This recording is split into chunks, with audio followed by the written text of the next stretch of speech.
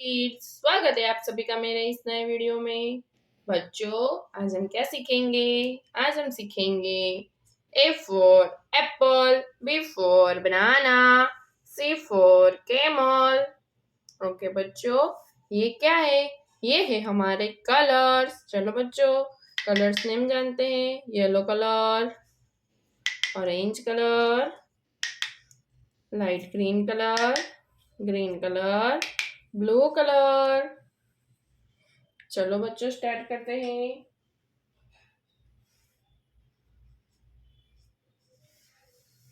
Orange colour, A for apple, A for apple. A के बाद B for banana.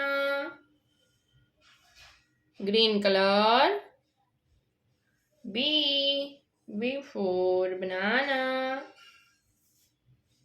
B के बाद C,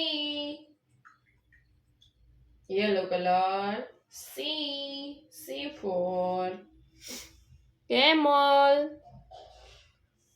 yellow colour, C for camel। Yellow colour, D for dolphin। Blue colour, E for eagle। Blue colour, E for eagle। Blue colour, E for eagle। इसके बाद F for fish। Orange colour, F for fish। Okay बच्चों, आज हमने क्या सीखा? ABCDEF।